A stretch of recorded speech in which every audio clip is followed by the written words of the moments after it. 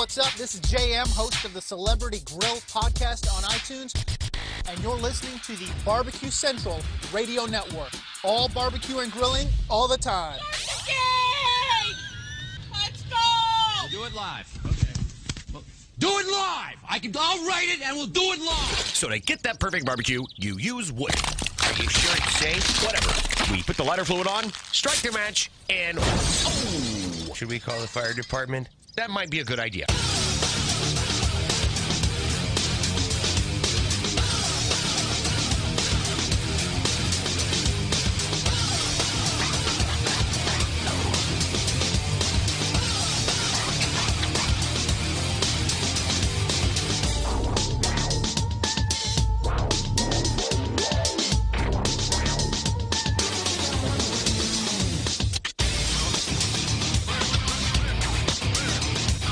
Good evening and welcome to the really big Barbecue Central show.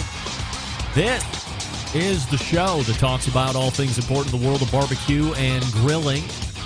The show originating from the Rock and Roll Hall of Fame city, Bomb City, USA, Cleveland, Ohio, the barbecue capital of the North Coast. I am your program host, Greg Rempe. Happy to have you aboard here on your Tuesday evening's live fire fun and frivolity show. If you want to jump in on the show this evening with a live fire hot topic take, here's how you get in touch with me or follow the show. You can get in touch with the show by sending an email to Greg at bbqcentralshow.com. Follow us on all the social media channels at BBQ Central Show. And be sure to subscribe to the show podcast feed on your favorite podcast platform. Anything else you want to find out about the show can be found at the main website, thebbqcentralshow.com. And here's what's happening in case you didn't get the newsletter coming up in about 13 minutes from now, maybe a little less than that. The second Tuesday of the month in the first interview segment slot, creator of AmazingRibs.com. I am, of course, talking about Meathead.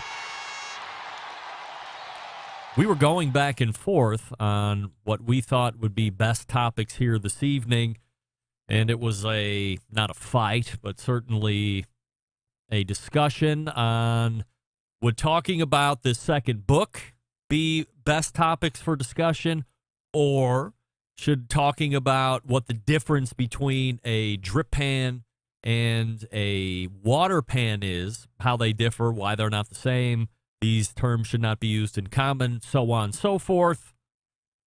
And we landed on the book.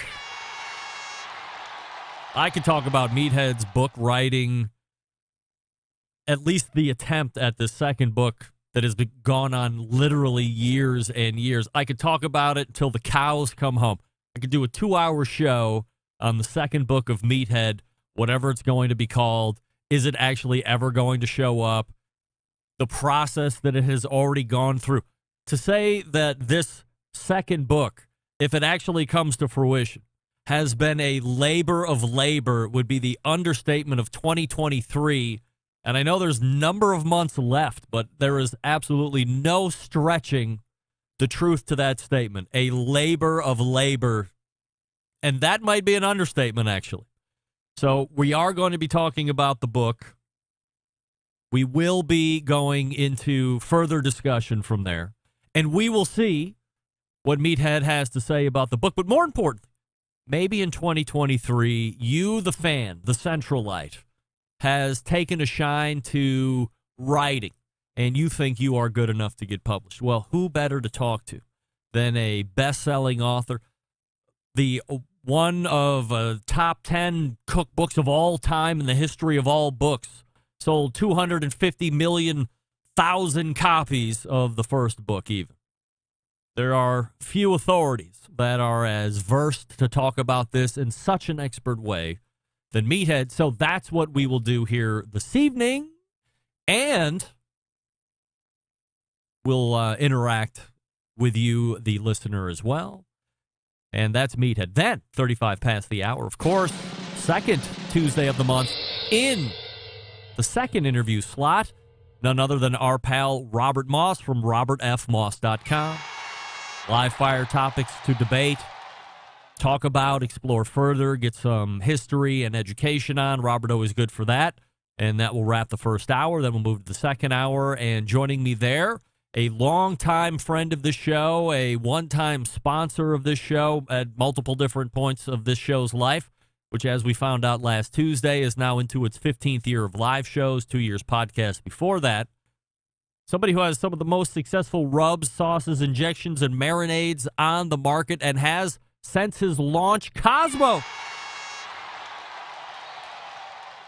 Kosmo's Q is ready to rock, leading off the second hour at 14 past. And then closing out the show here this evening, we have had this company on, I believe, once or twice before already. Actually, once as a corporate, but we've had some of their influencers on as well. First-timer Director of Product Management at Oklahoma Joe, Ray Pepiat, will join me to close it out. So there's what you have here this evening. Meathead is feverishly texting me here as he is not able to run. I'm in the green room, and the screen is black and no audio. Are you there? But of course I'm here. He's black for sure, no doubt about it. So I will pull up the links here for Meathead and then get him going here in the right place. And hopefully I'm not backfilling this first segment. But we'll have to see about that. Don't forget, you can follow me socially at Instagram, the Twitter, TikTok, and Snapchat at BBQ Central Show. We say good evening to those of you who are using our video streaming platform partners to watch us here this evening. Of course, you can get the show over on Facebook and Twitch at BBQ Central Show or /BBQ Central Show, of course. And you can also watch the show on YouTube as well, /RD Rempe.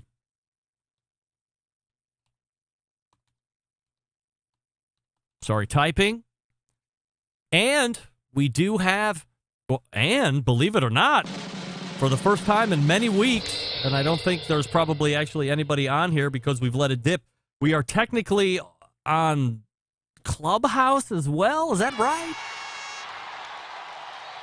If any of you follow me on Clubhouse, can you just jump over real quick and see if you can actually get in the room?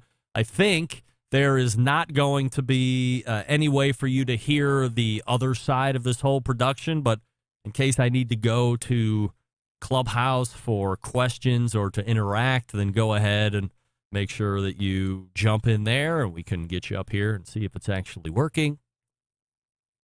Sure, Joe is right there and ready to rock, so happy to see him. This week's poll on YouTube, if you would like to take part, your favorite barbecue meat of the big four: chicken, ribs, pork butt, or brisket. And currently 46% of you are saying, 50% of you, that just changed as I had mentioned it, are saying that brisket is your top meat of the big four barbecue meats. And we'll check that here through the course of the evening. We'll also get the guest take on that. And we can see where everybody else comes in and sees whose meat is favorite. I'm surprised chicken has 14%. Actually, chicken and pork shoulder have 14% at tie, and ribs are at now 27%. Brisket just dropped down to tad to 47%, so some interaction going on there, and we will see how it goes. Remember, the more you vote, the better it is. Now, let's go to...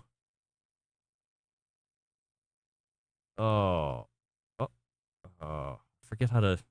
Are all these guys up here? Stover, is your mic on? Are you able to talk? Do I need to invite you somewhere? Others in the room, right? Yes. Oh, here we go. Let's see if he can jump on real quick. Stover, can you hear me?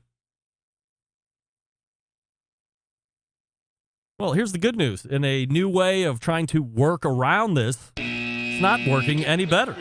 Great. Right? No audio. Well, that could be because of the workaround, but that's all right. Everybody jump out of Clubhouse. Don't even use it. Meathead is ready. Good. Glad we got that worked out with 30 seconds left. Also, a lot of reaction to the 15th year of live streaming shows this past Tuesday. As I had mentioned, I don't remember the last time the anniversary of the show starting actually fell on a show night of Tuesday, but it was a great bonus for me. Some of you had no idea the show has been around for 15 years in the live format. 2 years prior to that as a podcast, actually. What you might be even more excited to learn is that since I am in the process of getting a new website done, I went onto the current server and pulled down all the show archives and put them on my local tower. Notwithstanding that, I went to the secret folder where the original dozen or so podcasts have actually been securely tucked away for well over a decade, and I sent those to John Solberg for use for the Best Moments show in whatever way he sees fit in putting them together. So there is a part that is still up to me getting those files over to John, pulled down from the server. However, the other portion John already has, and I'm sure you will be shocked at what the show sounded like in those original podcast days of 2006. No release time on those at this point. However, I'm sure John will keep us updated, and I will be able to keep you updated in the second hour as things move along on his end. Hey, since 1991, the National Barbecue and Grilling Association has been the voice of the barbecue and grilling industry by helping members network and learn from proven professionals. New owner and leader Cal Phelps looks to take the history of this organization, move it to new heights in 2023 and beyond. And they start with the National Barbecue Association's annual conference, which actually starts tomorrow. So if you're somebody that likes to talk the business of barbecue and grilling and you're looking to stay on top of trends, market your business, learn from the folks who've done it right and continue to evolve in the market that itself is ever changing.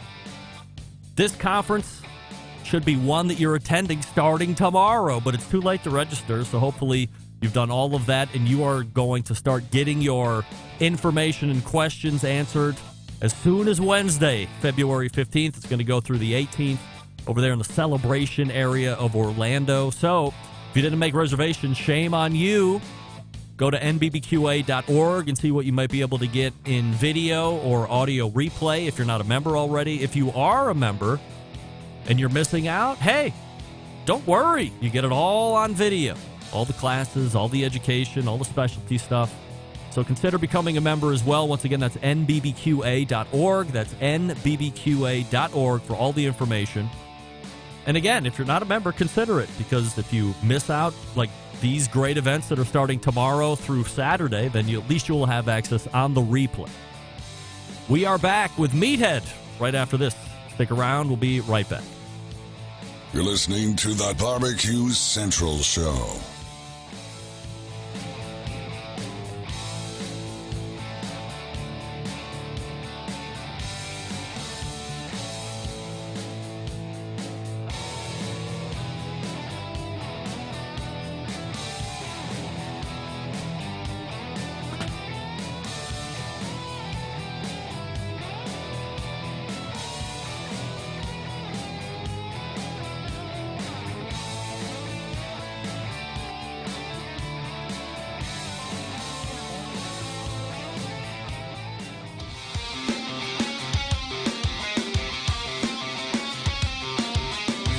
Broadcasting live from the Barbecue Central Show studios in Cleveland, Ohio.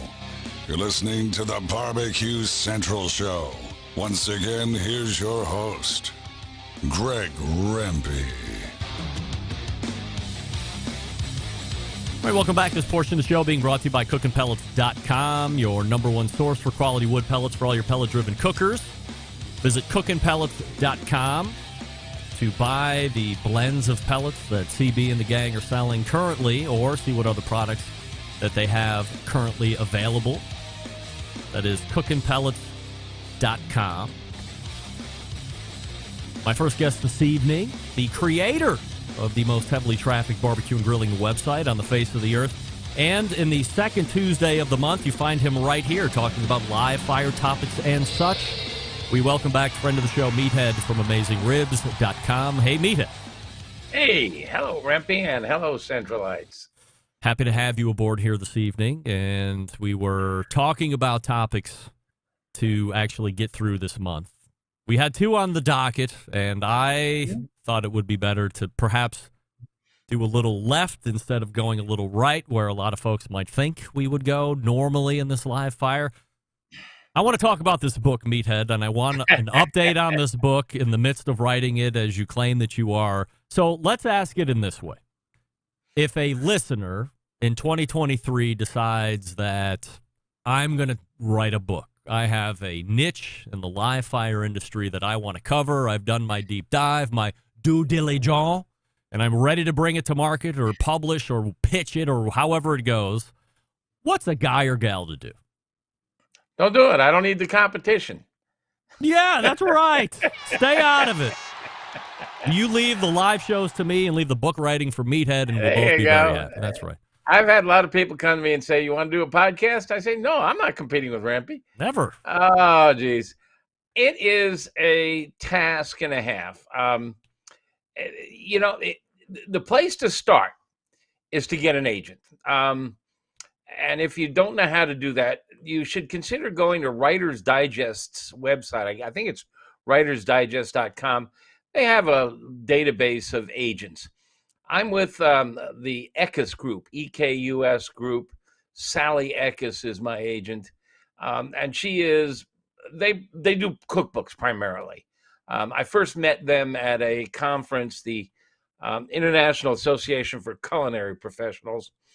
And she was doing a presentation. I was blown away. I cornered her. She said, well, send me a proposal. I did. And she said, well, I get it, but that's just not going to get a book sold. Do you know how to do a book proposal? I said, well, not really. And so she held my hand. And boy, I'll tell you, a book proposal is a big pain. And if you're thinking about doing a barbecue cookbook, or any kind of cookbook, or any kind of book, a novel, you have to write a proposal. And this proposal first clears through the agent, and then it has to be sold to the publisher and an editor at the publisher. And it has to contain a really good description of what the book is, what makes it different from other books out there, because they don't want another Me Too barbecue book, and God knows there's a bunch of those. They want to know what makes it different. And one of the things that's really changed in the book publishing world that is different from the way things used to be. The publisher was responsible for selling the book. But now they want to know if you have a platform. Do you have a way to help with the sales? In fact, lead with the sales. Have you got the sales gene? Do you have a blog or a website or a restaurant or a way to reach the audience, a customer? Now, we had a website with 2 to 3 million people a month coming through there, plus 16,000 members of our Pitmaster Club. So that got us right in the door. That's a platform. That's a built-in audience that helps sell.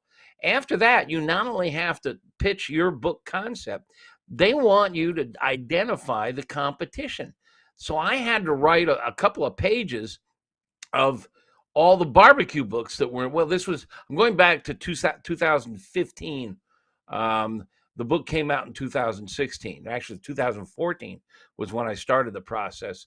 And so I had to identify all of Stephen Reichling's books and all the other books that were out there and what they were about and what their strengths and weaknesses were. So basically, you've got to write like a business plan to get a book published. Sally held my hand, got me through the process. She picked up the phone and made one phone call and sold it. And I was very lucky. Then began the process of writing it. That book came out in May 2016, and it has since sold 250,000 copies. Sally and the publisher and I decided, why not do a sequel? And that's where I'm at now. We can describe the whole process of writing and submitting. And On March 1st, I have a deadline to submit my manuscript. So I am just, bleary-eyed, crazed, blisters on my fingers. I have written essentially 2 books, and I'm trying to get them to buy the concept of a 2-book set. Now, that's never been done in barbecue. But, whenever you're trying to sell anything, you want differentiation. You want to be able to show that your product is different than the other products out there. My last book, which is right over there, it did that rather nicely. I mean, it had a really strong science flavor. Half the book was a textbook. The other half were recipes. And so I had to, I've got almost 300,000 words and 600 photographs, and I cover a wide range of new topics. We'll see if they buy it. I don't know if they will.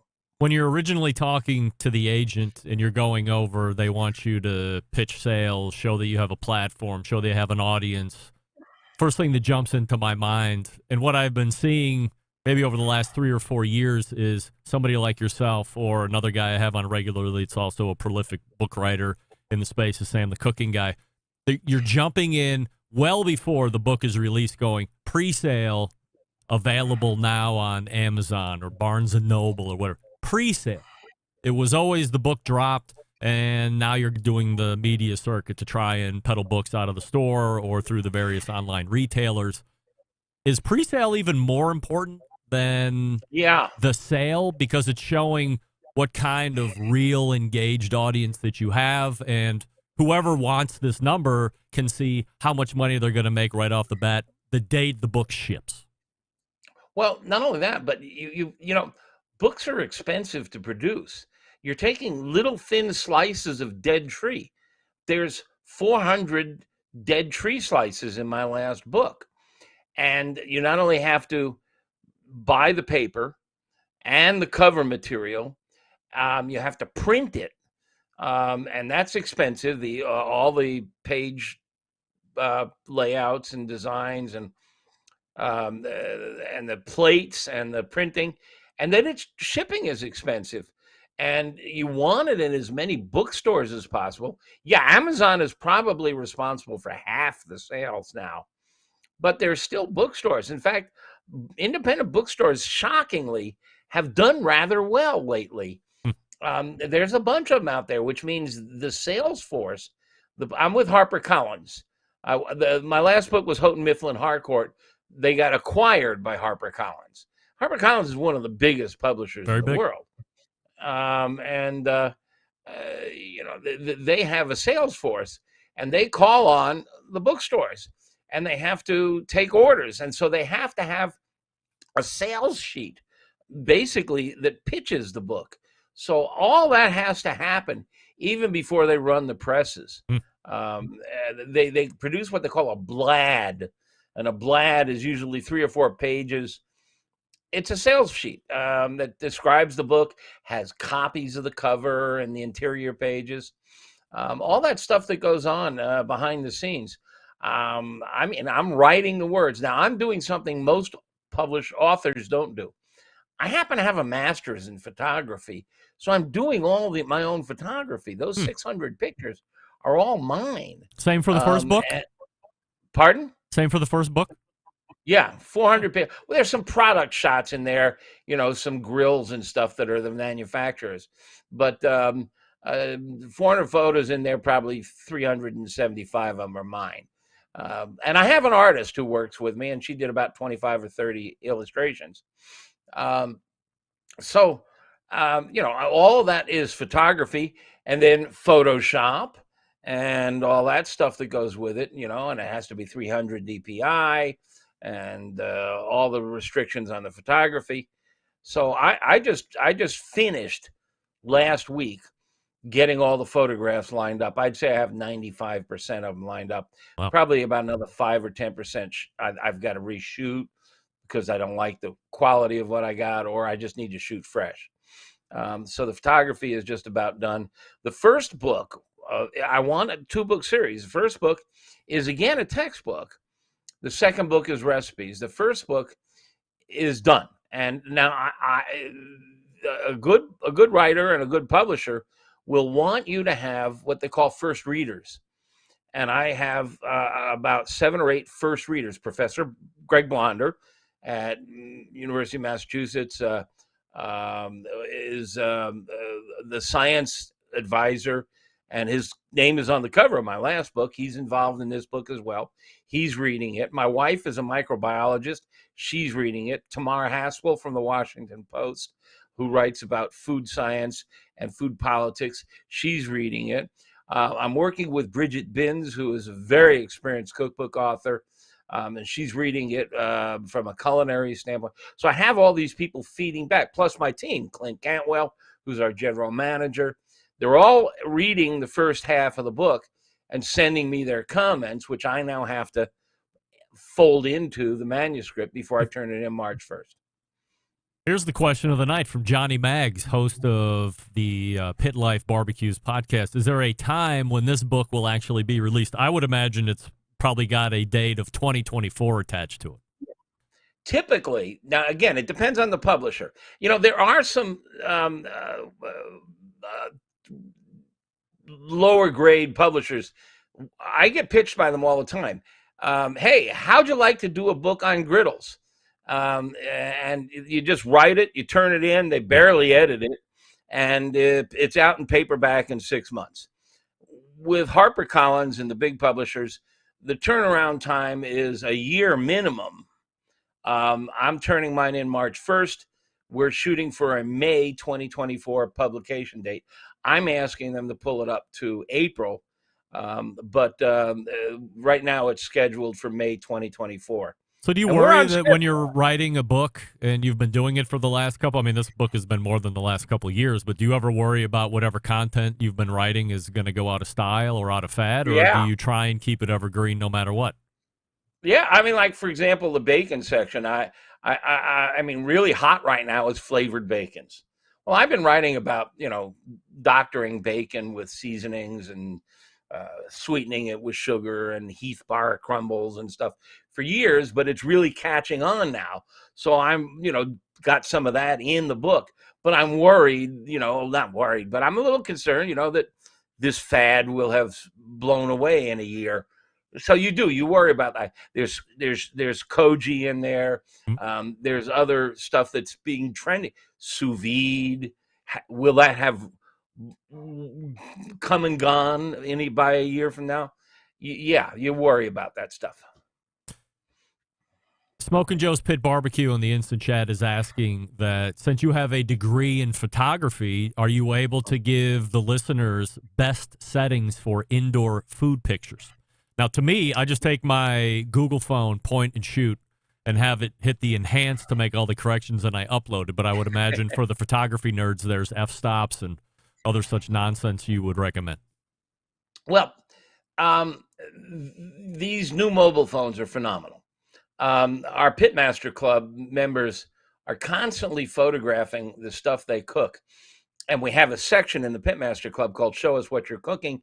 And we send out some of those pictures in our monthly email newsletter. And they are publication grade quality. I mean, some of them just make me jealous. They're fantastic. I shoot with a SLR, a Nikon D750. I actually have 3 of them. One in my studio. I have a studio in my basement with lighting and I have a studio in my basement with lighting too. Right. Well, mine is a photographic studio, not a sound studio, but same idea. Our avocations are eating up our basements, aren't they? I'm using a technique for a lot of the recipes called light painting. I sent you a link. I don't know if you want to show any of those pictures, but it's a really fascinating process. It's not very well known. I turn out all the lights in the room, and I illuminate the food with a pen light. It's no bigger than a pen. And instead of a big, broad lights and all that stuff, I'm moving the light around and I'm pointing it just where I want it to go. It's almost a dance because I have to move around. and it takes maybe 20 or 30 seconds per exposure. Wow. And maybe 5 or 6 exposures per photograph, and they're all sandwiched in. But that doesn't answer your reader's question. Get the best, latest phone you can get, whether it's a Samsung or an iPhone or a Google, I don't know which is the best. And you want lighting. Now, your best lighting is going to be natural window light between 10 o'clock and 2 o'clock. You don't want the light coming from behind you or just to your sides. Your best light will come from between 10 and 2 behind the image. And if the foreground is dark, get yourself a sheet of white cardboard and bounce light that's coming from behind the image, bounce it into the foreground. And that's pretty much all you need. If you want to go, really upscale and pro, then you start getting lighting. And there's all kinds of good, inexpensive lighting setups. But natural window light from the north windows, is really good. And actually, if you go to AmazingRibs.com, search on the word photography, use the search box. I have a whole document on food photography there and tricks and techniques that might help, especially if you're a restaurateur. You want to show your food in the best, pardon the pun, best possible light. So go read that document on AmazingRibs.com. We got a couple minutes left. AmazingRibs.com is website, of course. As you are talking to the agent, you're able to secure one. I don't know if you got to sell yourself to the agent for them to even consider absolutely. that they take you on to then start pitching you around. But let's say you get over that hurdle. Is there money to be made in books anymore? When I was talking to Stephen Reichlin 15 years ago, just starting out as a pup, I think you could make a killing. You could sell a couple books, and you did pretty good for yourself. And the refrain from a lot of the folks nowadays, at least from the pitmasters I hear, is it's a way to get the brand out or keep your name out there in a different way, expose yourself to potential new fans, but nobody's getting rich off of book sales anymore. True? Probably. It depends. Now, I wouldn't say nobody. Reichlin's making money. I'm making money. There's, it's like in anything. It's like in sports or theater. The big names make the money. My book, which is over my shoulder here, Meathead, had a $35 cover price. That's what you'll find it selling for in most bookstores. On sale, it's discounted to $25 often. Amazon usually was selling it between $21 and $23. Just earlier this week, I don't know if what's true today, it was on sale on Amazon for $18.50. Wow. That's almost half price. My royalty, I get around $2 or $3 a copy, depending on what the retail price is. I get a percentage of the retail price. So, I mean, you think about that. $35 cover price, I'm making only $2 or $3 a copy. Yeah. But when you get 250,000 copies, now I'm not making that money. I own a business, AmazingRibs.com, and all that money goes to the business, but it helps keep the business alive, promotes the business, builds the brand, all that stuff. A lot of barbecue cookbooks may just be a good way to promote the restaurant or the cook. Meathead, anything else before I let you go here this evening? It's torture. It's a lot of work. Your name is on the cover. These are all things I heard the first time you got that first book launched, and you told me on this show 7 years ago, if I ever think about doing a second book, please come to Chicago and murder me in cold blood. Yeah, and here you are getting ready to do another book, and you're saying the same things again. One. Well, next time I'm really killing you. If you come back on the book and say the third book is coming out, I'm going to have to kill you for real. No, I'm not doing this again. This is too much. All right. AmazingRibs.com is the website. If you're interested in the photo stuff, as he said, go there in the search bar, type photography, and then check out all the stuff he's published.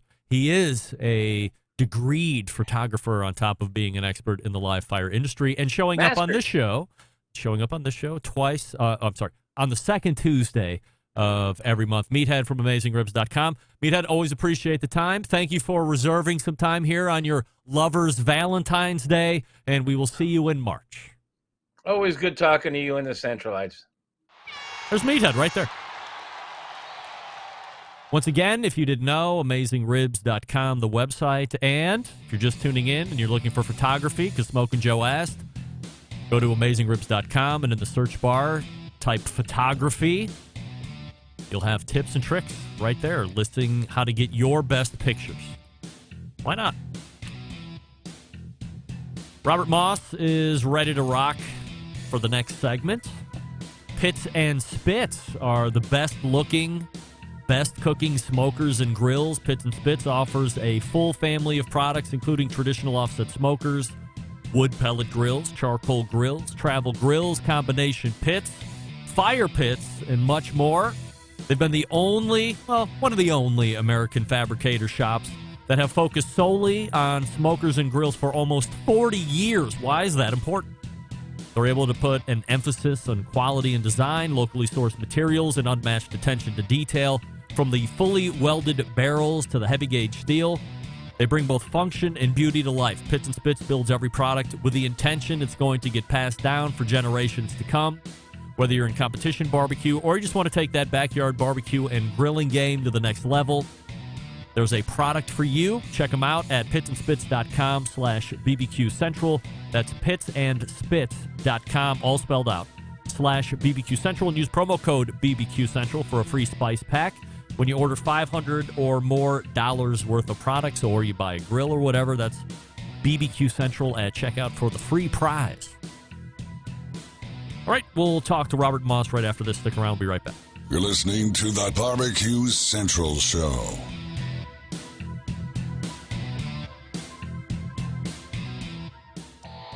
Howard Stern, Jim Rome, Dan Patrick, and Greg Rempe. The Mountain Rushmore of talk show entertainment. Now, let's get back to the Barbecue Central Show. And we thank Meathead for joining us last segment. You can find him at AmazingRibs.com. This portion of the show being brought to you by Fireboard, where you can monitor up to 6 different temperatures simultaneously, connect to Wi-Fi for cloud-based monitoring, or connect via Bluetooth. If you have smart speakers in your home, most of them fully integrated with Fireboard, so check those out. Fireboard.com or call 816-945-2232. And as I'm just learning here in the email correspondence, Ted Conrad from Fireboard will be at the HPB Expo 2023 in Louisville. So I will see him in about a month from now. I think it's like March 11th through the 13th, but I'm going to go like midday, like noon arrival, Louisville, walk the show, meet up with a bunch of celebrities and whatnot overnight, and then spend the balance of Sunday before I make the 5.5-hour trek back home up to Cleveland. So looking forward to that. So if you're going to go to HPB Expo, let me know, and we'll try and coordinate a meetup or get together or some nonsense like that. My next guest is the contributing barbecue editor to Southern Living Magazine, an accomplished author, also a restaurant critic. We race to the hotline and welcome back our pal, Robert Moss. Hey, Robert. Hey, Greg. How you doing? I meant to ask Meathead at the lead of our segment, but I was too book-heavy in my mind. The YouTube question of the evening is, of the 4 main barbecue meats, I have a sneaky suspicion where you might fare on this. Which is your favorite, chicken, ribs, pork butt, or brisket? Well, you could probably rule out the last one, knowing I'm from South Carolina. I'm sort of, on the record about brisket. We'll talk a little bit more about that. I have a feeling in just a moment. If you had said pork in general, that'd be a slam dunk. Pork butt, maybe.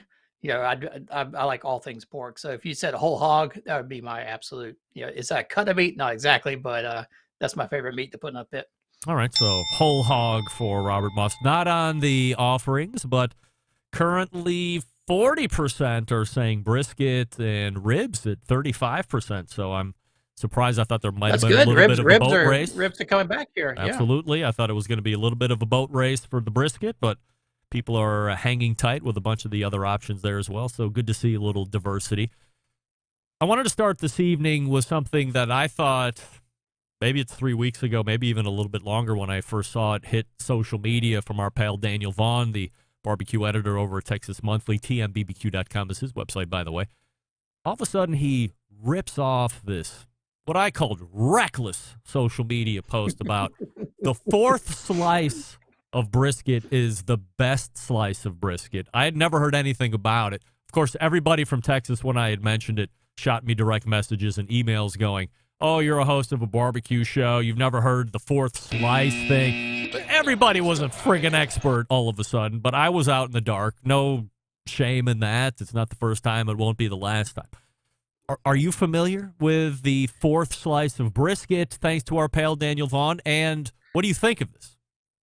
Well, I am familiar with it thanks to our pal Daniel Vaughn. I would challenge anyone to really find any reference to it before January 27th, which is when Daniel wrote his article about it in Texas Monthly, which then led to all the social media and everything else. So this is truly about a 3-week-old phenomenon, as far as I know. Now, I could be wrong. Maybe we'll go back to the 1950s and everybody was talking about it, and I just somehow missed that. And I haven't researched a whole lot about barbecue, but I think it is a phenomenon of our times. I do want to, if we rewind to our segment last month when I was on, we were sort of looking forward to 2023. If you recall, my big prediction for 2023 is that this is the year that brisket is going to jump the shark. Yep. This is it. Brisket, this is the last gasp of brisket. Your poll, maybe not, maybe counteract or arguing against it. But I'm going to see if I can drive those numbers down a little bit more before tonight's over, because I think this is an example of brisket just really, this is the last throes of brisket. Everyone saw fourth slice. Everyone's becoming an expert on it. But if you actually click through a link on social media and you go back and you read Daniel's article, which is actually a really interesting article, the whole concept of fourth slice goes back to Leonard Botello at Truth Barbecue in Houston and in Brenham, Texas. And he's a great pit master, really great guy. And he and Burt Backman from Los Angeles. This is all. I'm just recapping Daniel's article for everybody. So this is nothing on my part. But they sort of came up with this idea of fourth slice as they were a couple of years ago, sort of shooting pictures back and forth with each other and talking smack about their brisket cooks and sort of comparing. And they sort of came up with this idea that if you really want to be the true test of the quality of your cook, the consistency and everything else, it's not the first slice, the second slice, it's the fourth slice of brisket. And that's the one they started shooting pictures back and forth of. It's a good article. It's an interesting article, but nowhere in the article does anybody say, whether it's Daniel or Leonard or Bert, that the fourth slice is the best slice of brisket. It's like the top piece to eat or anything like that. In fact, they all have different opinions about what their favorite slice is to eat. This is some way of very very meticulously judging the fine, minute qualities, and there's actually diagrams where they're outlining fat and pockets and all this kind of stuff. So it's really, to me, we're getting into the angels on the head of a pin stage of brisket, where we're really just getting down to totally analyzing the minutia.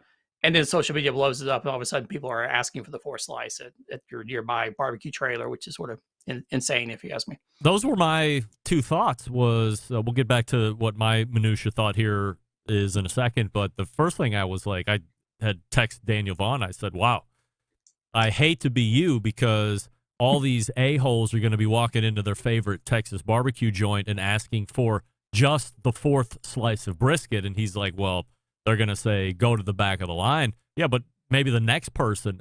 And are you going to sell the fourth slice of brisket? I'd sell it for $12. I sell it for $15. If whatever somebody's willing to pay for that fourth slice of brisket, that price keeps going up until that person says no. And then I'll go back to wherever they were going to say yes. I mean, why not capitalize on it if there's capitalization that could be taking place? However, the other part of my question, or my minutia diving, is this. There's two parts to the brisket. There's the flat, there's the point. Now, I know what side of the beef I'm going to ask for that fourth slice from, but was there a definitive talk on where that is? Is it the fourth slice of the flat, or is it the fourth slice of the point? Well, if you click there and read the article, it's very clear. It's the fatty end. So it's they sort of started off, I think, first by judging the first slice and looking at that, then sort of realized that 4 in you get more complex muscle structure or something like that. But again, to me, this is diving into the minutia of something that no one will remember 3 months from now. So maybe not even 3 weeks from now. I have to maybe be not honest. even 3 weeks. I mean, this is the butter candle of February. I'm sure something else will be popping up in March. Robert Moss joining us here on the show, robertfmoss.com, his website. So Malcolm Reed was on the show last week, and I had quizzed him about some things I had never heard of, once again showing my full lack of breadth of a lot of culinary stuff here outside of the live fire industry. And he said something about king cake. I asked him what king cake is.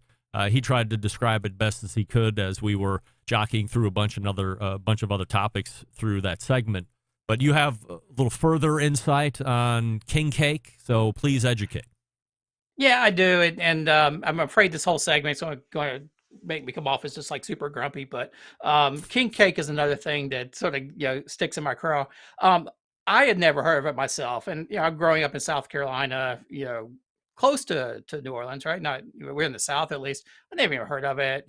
Maybe I saw some reference to it. All of a sudden around 2015, 2016, it started popping up everywhere on everyone's social media feeds right around Mardi Gras here in Charleston, and suddenly there are bakeries are baking king cakes and everybody's talking about where your king cake for Mardi Gras, et cetera, et cetera, et cetera. And I was like, okay, what is this thing? So I dug into it and read up on it. It's sort of crazy because king cake originally is definitely a New Orleans tradition. It's borrowed from a French tradition, the galette de roi, or however you say it, the king cake in France. But it was never a Mardi Gras tradition. It was always an Epiphany or the 12 days of Christmas. So on January 6th was when you would have the king cake. And I think Malcolm talked about finding the baby and all that kind of stuff. And it was a tradition that was sort of a Catholic tradition related to the 12 days of Christmas.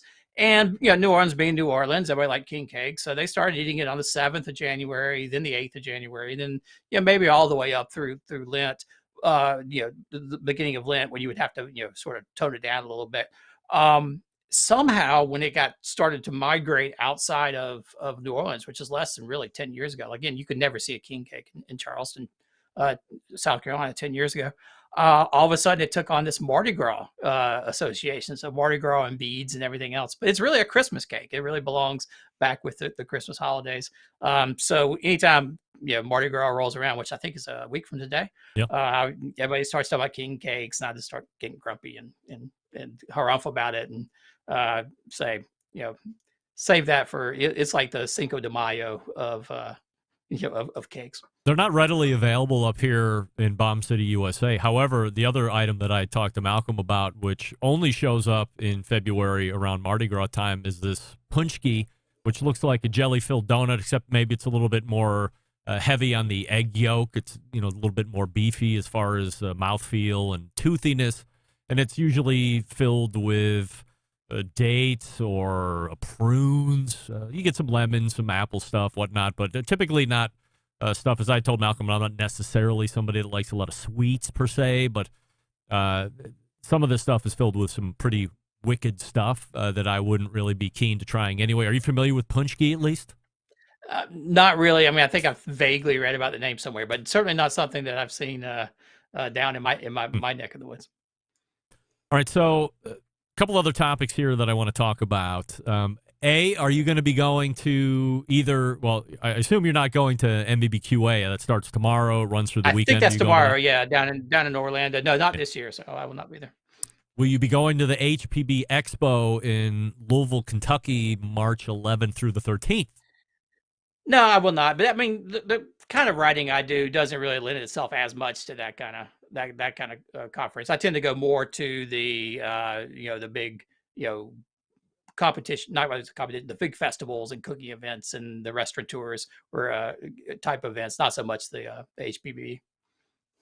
As you're watching the market, there are a number of different cooking vessels that have already come to hit retailers across the country as the year has turned towards the end of the year last year, but definitely as the year has turned here in 2023. So we have more flat top cookers available, many new pizza ovens, a lot of different flat top cookers. My call for trend of 2023, which is electric, full-size electric cookers. So with as bad as the market curtailed in the last 12 months, do you still think that consumers are on the buy mode? Or do you think that manufacturers are just hoping that's still the case and they're still offering basically new products, variations of stuff that's already been established as successful, but more options into the market. Yeah, I mean, I think you got to remember the pipelines to those products, and they don't come up with them and create them in 2 months. So they've been in the works for a while. Hmm. They're coming out now, but my feeling is that we've sort of crested that hill. We're starting, and you can sort of see it in the stock prices of some of the public companies, et cetera. It's just that you had a somewhat of an artificial boom in 2020, 2021 when everybody, wasn't going anywhere. They were, they had a lot of people, not everyone, but some people had, discretionary income to spend. And what are you going to spend it on? You're not going to spend it on, airline tickets for a vacation. You'll spend it in your backyard. So I think there was a lot of demand there, and people were interested in variation and getting new things and trying new things. I feel like not just in that outdoor equipment, but in all facets of the restaurant industry, barbecue industry, that's starting to shift and turn away. So no, I think you're going to see a lot of these sort of specialty purpose equipment. You'll see more of them probably coming out this year. But I have a feeling that I feel like that's a trend that is going to be petering out here, and it will probably shift back to looking a lot more like it did, let's say 3-4 years ago. I would assume you routinely get questions from folks looking to get into it in the backyard. I'm not talking about competition, catering, or anything like that. Do you have a thought on how one should stage the purchasing of their cookers? And do you subscribe to multiple cooker syndrome? Multiple to a point, as maybe 2, 3. Yes, I would subscribe to that. 48, no. If you're a gearhead and you just really love getting a new thing and playing with it, and you just enjoy learning and mastering a new cooker, more power to you. My personal experience is it takes a while to sort of get the hang of any new piece of equipment. And do you really want to screw up 3 or 4 cooks until you really dial it in and figure out how a particular pit or cook or anything else works? I certainly don't, and I certainly wouldn't advise anybody who's not just looking to buy toys for the patio to do that. My advice is always to everybody, start with something really basic like the Weber kettle or a similar kettle grill. I think that is the Swiss Army knife of backyard cooking. You can do, obviously you can grill just about anything on it. You can do low and slow on it if you need to. I think it's a good starter, and you should have that. In fact, I have a lot of other things in the back patio, but I tend to go to the Weber kettle unless I'm going to truly be doing something like ribs or a pork shoulder or something that needs to go really a long time, but 225 or something. If it's hot, it's going on the kettle. I can get it done that way. Last question before I let you go tonight, and appreciate the time. Do you think that there is still a position from the manufacturer side of things to try and make one unit that does as much as possible, or be positioned as you only need this one to do everything across the live fire cooking space, to eliminate other buying options? Maybe not so much to eliminate other buying options as I think you got to look at the segments and who are you going after. There's always that segment of consumer who's buying their first grill, or maybe their first pit, or maybe they have like a really cheap one they're looking to upgrade. And so they're sort of getting into it for the first time. And then you've got the person who maybe already has, 1 or 2 or 3 things, and his experience on cooking is looking to upgrade. So I think there will always be that versatile market, of buy this one, buy this one tool, and or buy this one piece of equipment, and you won't need anything else. I think that will appeal to the entry level folks. But no, I feel like buy the tool that's right for what you're doing. If you want to do direct heat, high heat cooking, get a grill. If you want to do the kind of stuff I do, which is cook a bunch of pork, you can get a metal box, or you could just invest in some cinder blocks and some rebar and make a little cinder block pit and do it. If you really want to master your brisket or whatever, go for an offset, whatever you want, if that type of cooking. But yeah, I've never found that one pit that does everything. It's a great offset cooker, and then there's a firebox over here, and then there's a grill on top. It doesn't seem to ever really pay off, at least in my experience. Second Tuesday of the month, regular guest, 35 past the first hour, is Robert Moss. RobertFMoss.com is his website, so be sure to head on over there and see what he's up to. In the meantime, you will see him in March. Robert, always appreciate the time. Thanks so much for doing it. Yep. Thanks, Greg. Appreciate it. You got it. There he is. Robert Moss. Once again, the website, robertfmoss.com.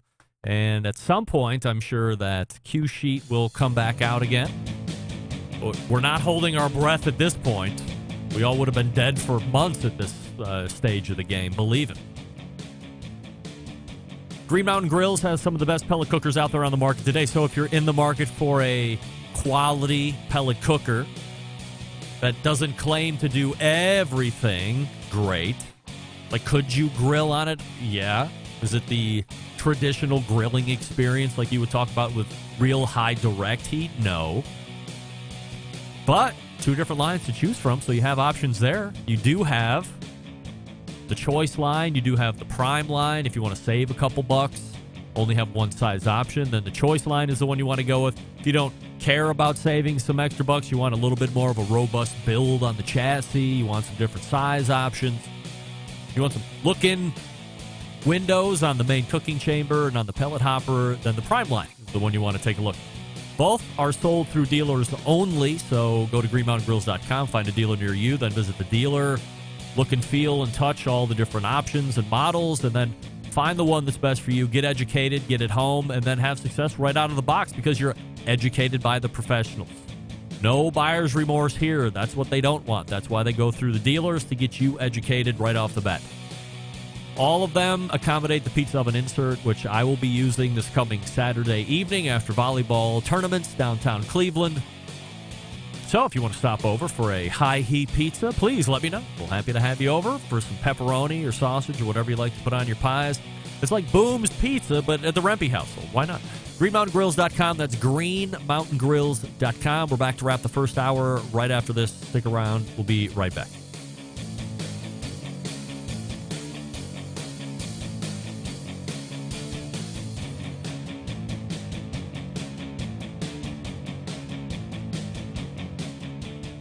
Continuing to produce incredibly mediocre content in an exceptionally professional way. You're listening and watching the Barbecue Central Show. Once again, here's your host, Greg Rempe.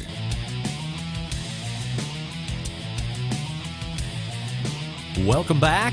We thank Robert Moss for joining us the last segment. Once again, his website is robertfmoss.com. Be sure to check him out.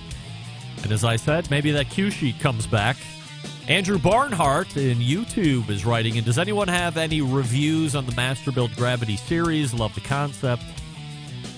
Andrew, I don't have one myself, but I've talked to many people that own them. I've had the creators, inventors of that particular unit on the show a couple different times through the years. So here's what I can tell you from the information I have gleaned from those that have. They really like it. They love that it's charcoal. They love the gravity feed option. They love that you can set a temperature on it. They love that you can get really hot. You can also ramp it down for traditional barbecue meats. The only complaints that you hear are longevity and durability.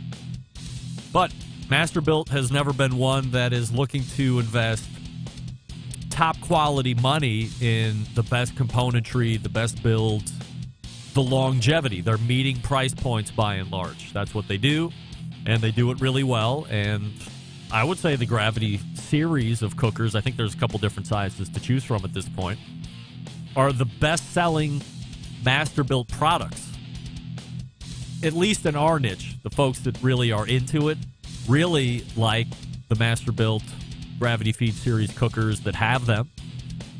And again, aside from those few complaints or things, the cons, the pros seem to far outweigh, especially in the temperature control. Now, Derek Riches did say one time, once he was messing around with it, when he got really low on the temperature, like sub 225, had a little trouble keeping temp, but outside of that, did everything it claimed it would do. And again, price competitive to say the least. So if you're looking at it, Andrew, I would say give it a shot. Why not? We are pointing to the second hour. We'll refresh libations. We'll come back. We'll do a second hour open. We'll review the poll. I would say Mick Yor calls in through Clubhouse, but that's not going to work. We tried that, but I gave it a good college try. In any event, you're listening and watching the Barbecue Central show right here on the Barbecue Central Network. Stick around. We'll be right back.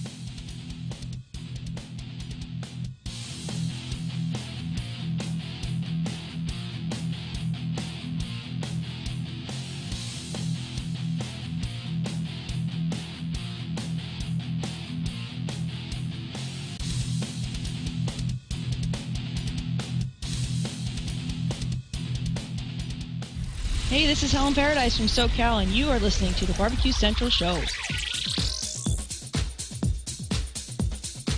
Happy to have you aboard here for the really big barbecue show.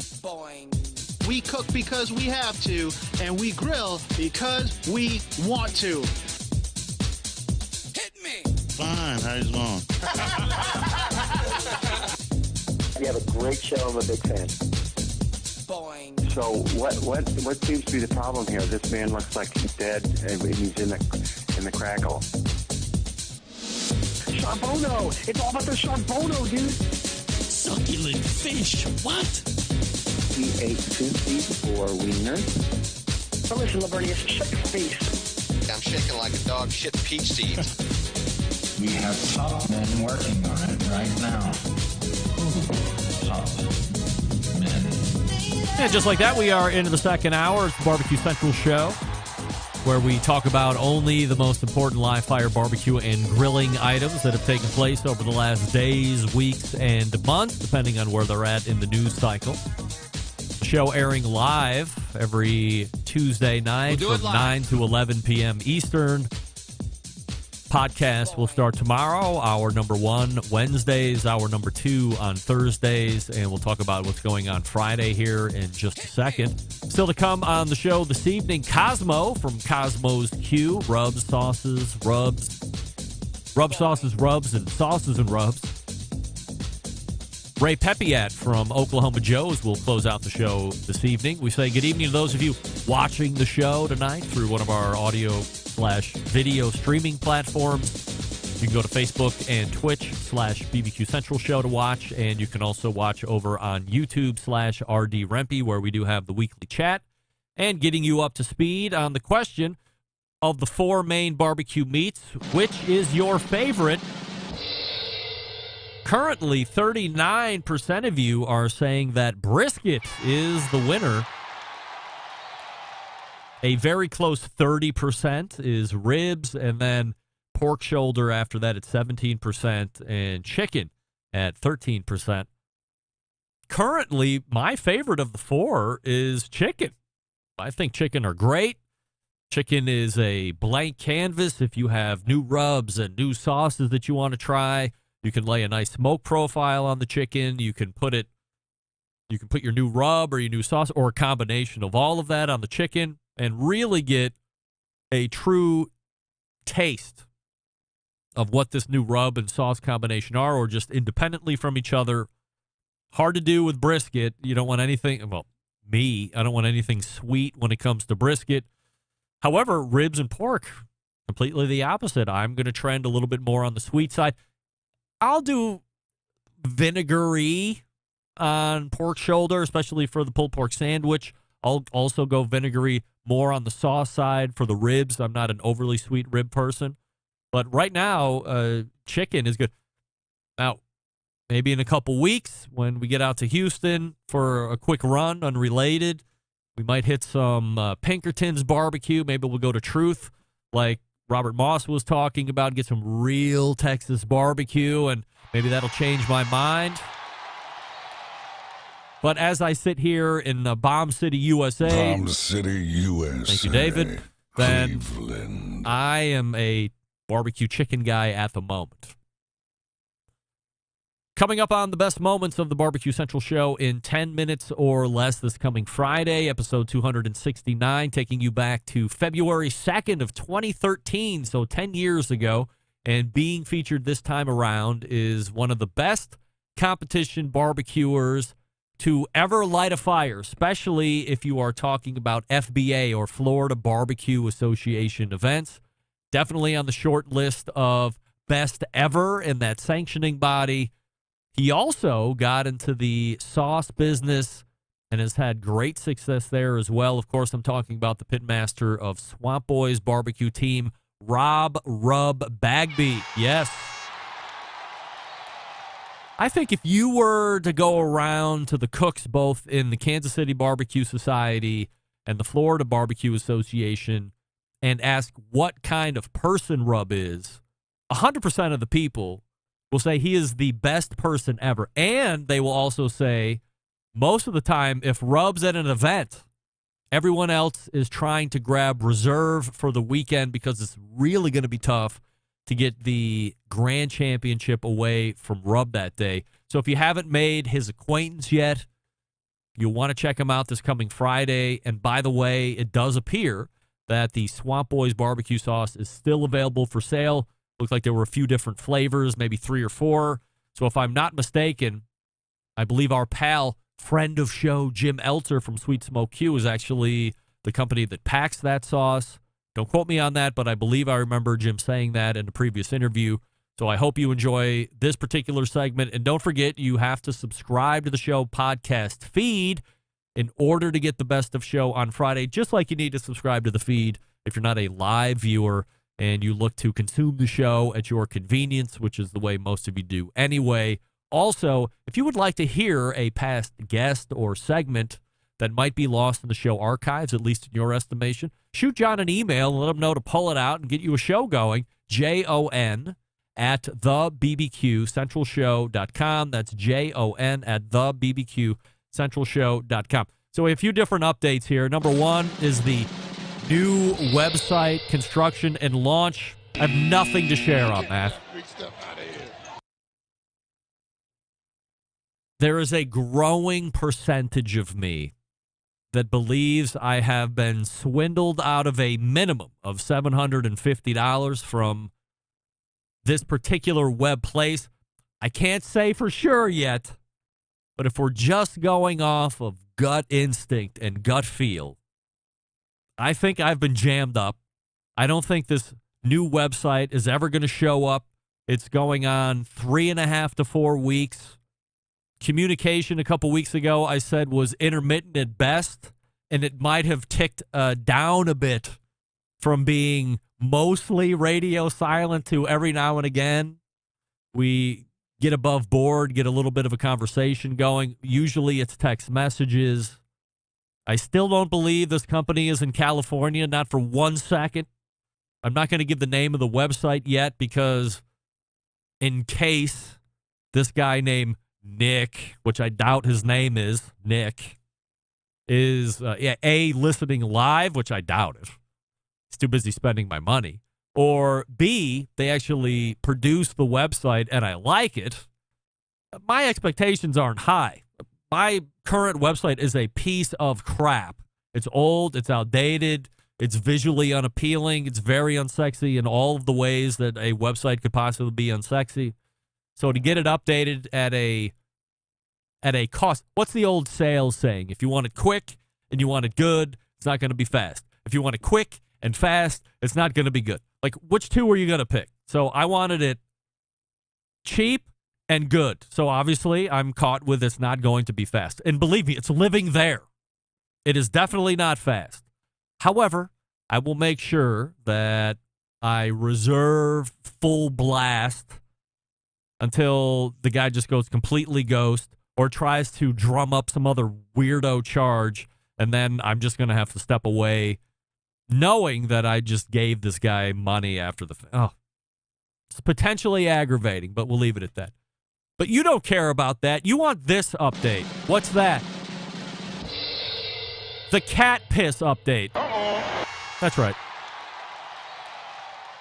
So as I said Tuesday last week, that upcoming weekend, which was just this past weekend, I was going to be putting my handyman skills together and fashioning a cat piss protector for the highly coveted and widely unavailable Behringer XR18 mixer. And if I go to the camera here, this is what the stage looks like. I found a cardboard box. And there it is. Underneath that cardboard box is the mixer You can see towards the top there. See, I don't want to wreck the camera. Yeah, okay, so there it is. So at the top you can see I drilled holes for ventilation. But that's it. Like right underneath that box where that cord is laying is the cat piss protector. It's working very well here, like 4 days in. Now look at this. There's the Cleveland Guardians piss blanket that the cat was taking a leak on before I fashioned that cardboard masterpiece protector, which, by the way, I'm thinking about going into business and making those for a whole bunch of stuff you would like to keep cat piss away from. I set out, because I'm a trickery guy, I set down the Guardian's blanket right there in order to try and trick the cat to piss on that. So I've really... Oh, God. Yeah, that's going to be good enough. So I've really gone out of my way to get this cat tricked. And I want to take a second to send a special word of thanks to official Minnesota embedded correspondent and fellow cigar passionado Jeff Andrizzi for the trail cam, which has allowed me to pinpoint which shithead cat is pissing around my equipment. And let me tell you, for as smart as that cat is equally as stupid, because I put that Cleveland Guardians blanket down and I have that cat on tape or pictures taking a piss on it. Well, the joke's on you, dumbass. There's no high piece of electricity, or there's no high-priced piece of electric equipment underneath the blanket, you dope. You're just pissing on the blanket. And who cares? See, it only took me a year to be smarter than the cat. Thank God. All right, but enough of that. Hopefully that's the last of cat piss updates here in 2023. Although there's another cat right over here that you can't see, but he's not the pisser. I got the pisser on tape, and there's nothing you can do about it. So if magically I have 3 cats by next week, as our friend Eric the actor said from the Howard Stern show to Johnny Fratto, you know what to do. You know what to do. Some of you will get that. Kosmo's Q is ready to go in the green room. Before we get to that, I'm telling you that week 30 is in the books. Now, I was just having a little back and forth with our friend David McDowell from davidleans.com/BBQ, and he said, hey, I noticed your steps were down this week. However, happy to see you've picked up a 4th day of weight training. Look at me. So that's going to lead to another conversation once the show is over to talk about steps and what the check-in photos look like, where the diet is. So a lot of things staying the same. Was able to put on a couple pounds of muscle, hopefully, but we'll see what happens next week, whether I plateau out again or whether I start to continue to add, and then we got to evaluate where that is. Because as David said, way harder to put on muscle than it is to take off fat. So we want to make sure that we're doing all of this the right way, so I will need David's counsel. Luckily, he's widely available, so I'll send him text messages. Maybe we'll consult over the phone tomorrow. We'll see what happens or what I need to do, and we'll go from there. You should be starting it too. davidleans.com/BBQ. That's davidleans.com/BBQ. It doesn't break the bank. He holds you accountable. He meets you where you're at. And look, I've been reading a lot of articles online now saying, if you aren't going to start with your health, especially if you're a captain of industry or you're leading a team, you're only setting yourself up for ultimate disaster for everybody underneath. Take your health into account first and work at it. You can inspire other folks. davidleans.com/BBQ. That's davidleans.com/BBQ. We're back with Kosmo right after this. Stick around. We'll be right back. You're listening to the Barbecue Central Show.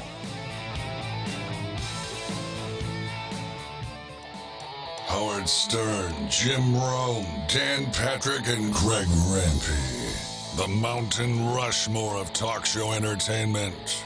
Now, let's get back to the Barbecue Central Show. This portion of the show being brought to you by Pit Barrel Cooker. the most unbelievable outdoor cooking device on the planet, currently available in 3 sizes, a host of accessories to complete the pit barrel cooking experience. Doesn't matter if you're just a beginner or a savvy vet. It's a cooker you want to add to the arsenal, no doubt. pitbarrelcooker.com and tell them the Barbecue Central show sent you.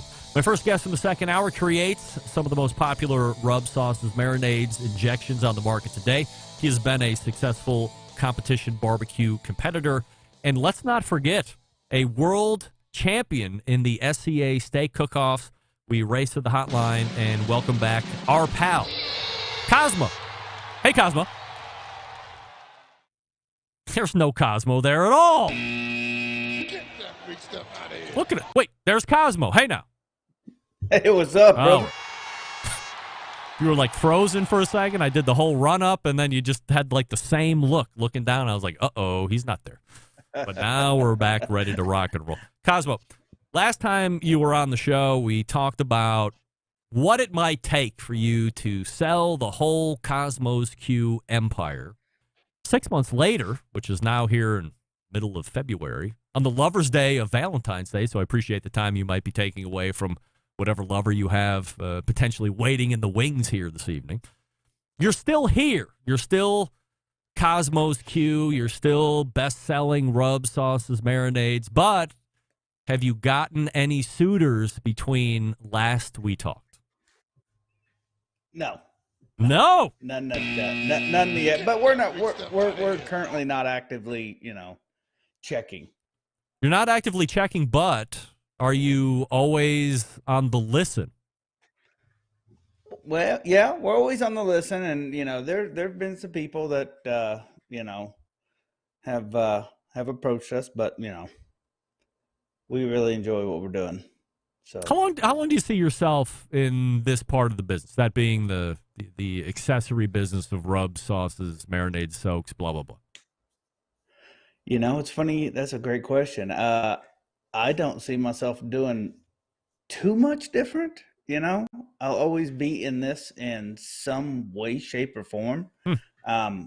We never know what what's coming down the pipe or what could potentially come down the pipe. So I don't ever want to be one of those guys that say never or always.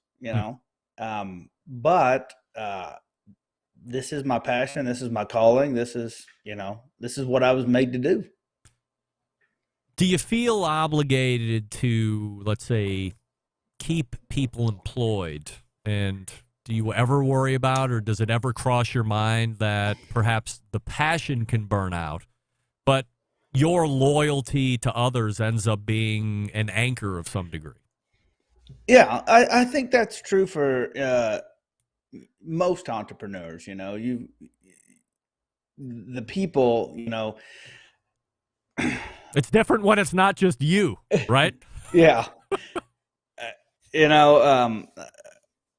I heard somebody say one time, he's self-made, and I just don't know. I personally don't know anybody that's self-made. There's a host of people that you surround yourself with that help push, pull, drag this, whatever it is, to the next level. And loyalty, I'm very big on loyalty. Very, very, very big on loyalty. As a matter of fact, our turnover here is, I'm not going to say it's none, but it's extremely minimal. Meaning, I have two of the people with me have been with me since we were working in my shop, in my garage. So I'm very loyal. But with that being said,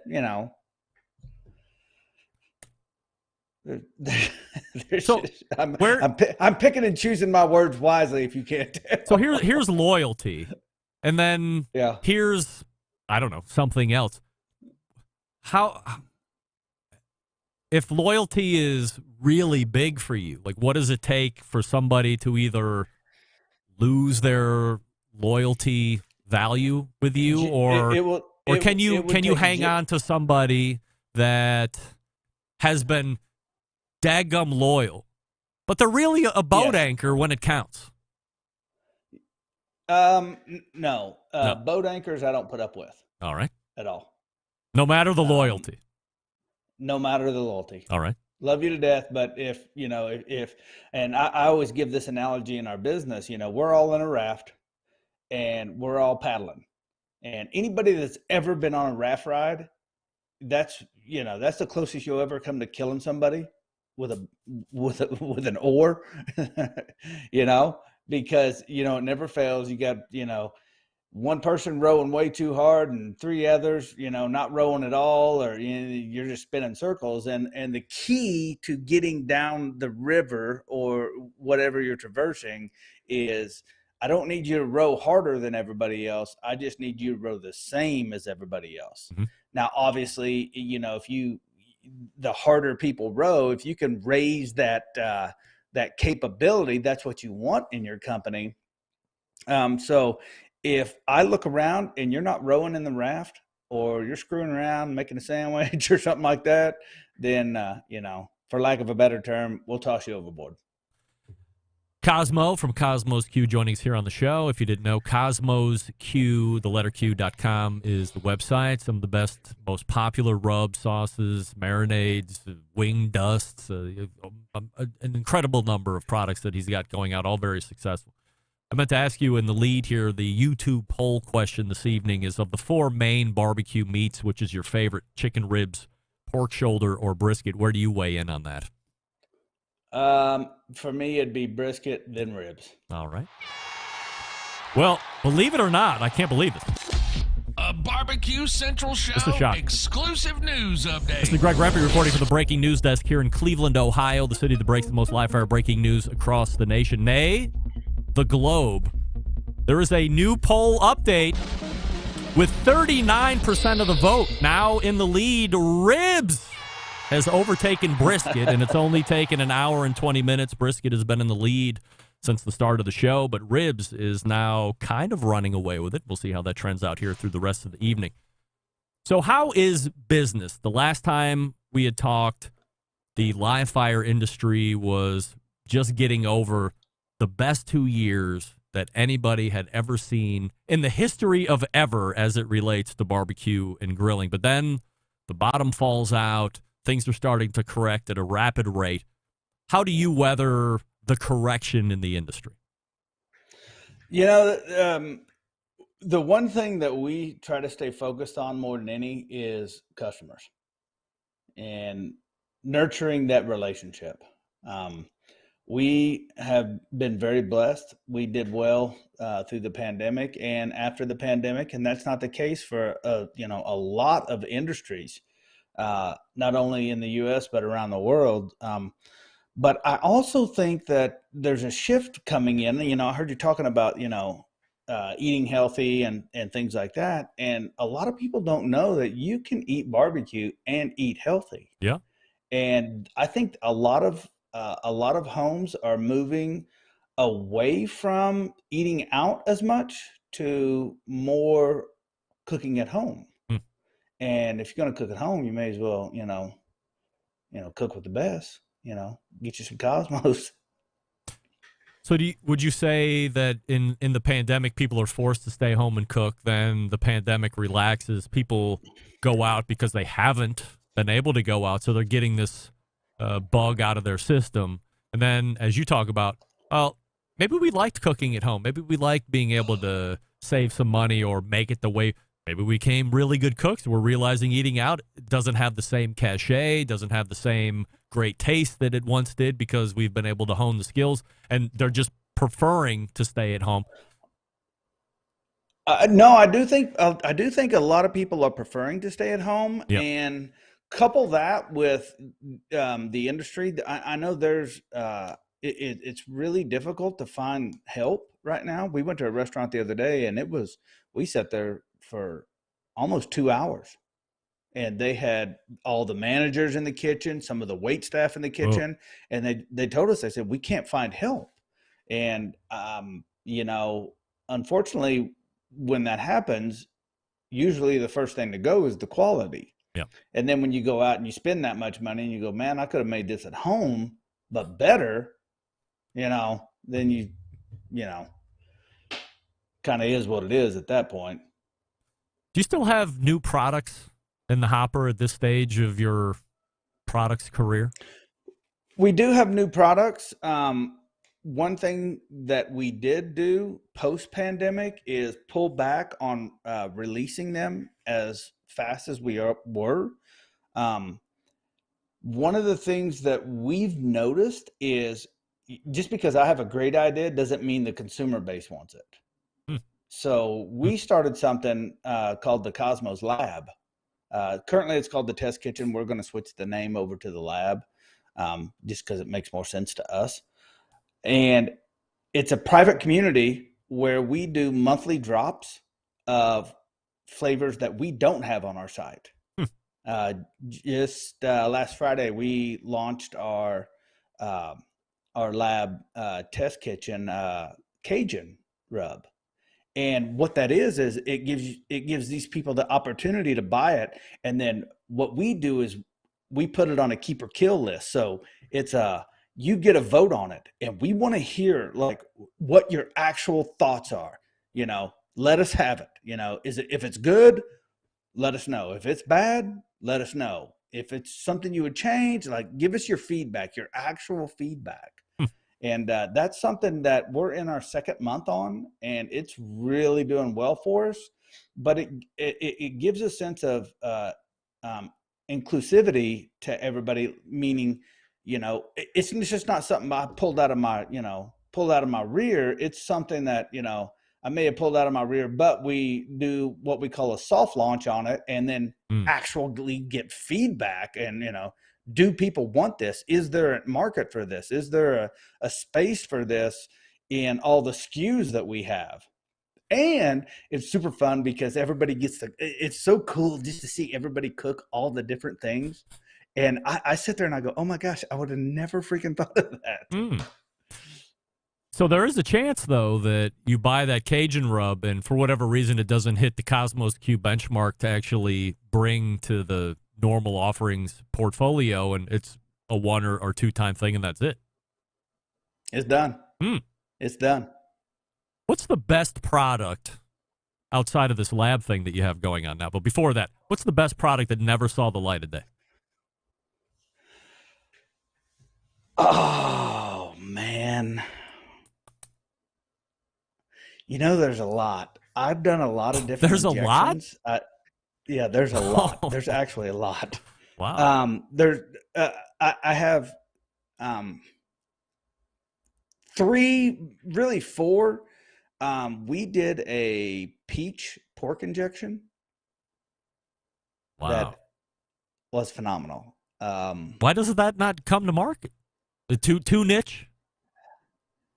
Yeah, it's probably just a little bit too niche down, but that's not to say it won't hit the test kitchen, hit the lab and actually get feedback on it. I really enjoy injecting pork with, obviously our injection, but, with peach, I'll use peach nectar a lot in there. So that's one product. And then we have a couple other wing dusts that, there's two of them. Man, I hate to drop the name just in case they come out. But one of them's a cheddar bacon and one of them's a Korean barbecue. Wow. And they're freaking phenomenal. Absolutely phenomenal. What's the best selling item in the portfolio right now? I would have to say that would be a toss-up. It's funny you ask that because it changes week to week. The data that we have on our company is insane. I mean, absolutely insane. Side note, we've showed this to some different people, and they just sit there and they look at me and they're like, how did you guys even think to track this stuff? I mean, and it's very, very specific, and we don't have it for, just months. We have it for years. So it does change month to month, but the staples, obviously the rubs are, killing it. The sauces are killing it. The sauces are killing it so much, we can barely even keep them in stock. And we're trying to get ahead of this, but it's turning into, $500,000 POs and it's, that's a lot of money to just throw out on the table. So the sauces, the rubs and the sauces are definitely the leaders. Now, out of those, the go-tos, cow covered, dirty bird, Texas beef, killer bee, those are just awesome. But I'll tell you one that it was actually one of our last Kosmo line rubs, our SPG, is starting to outpace all of them. Really? Yeah. SPG, it seems, is a really popular one that's been coming. I mean, it's been around forever, right? As long as I've done the show, somebody's had SPG. I remember when Suckle Busters came out with their original SPG back in the day, and it blew everybody's head off. And then everybody's trickled one out, but that does seem to be a much more popular line of rub that people are bringing into the market here currently, and it's like one of those things that's been around forever, but as we were talking like during sound check, it took 10 years to become an overnight sensation. Yeah. Yeah, 10 years. What's the one thing you're most proud of through the growth of Kosmo's Q? I think making the Inc. 500.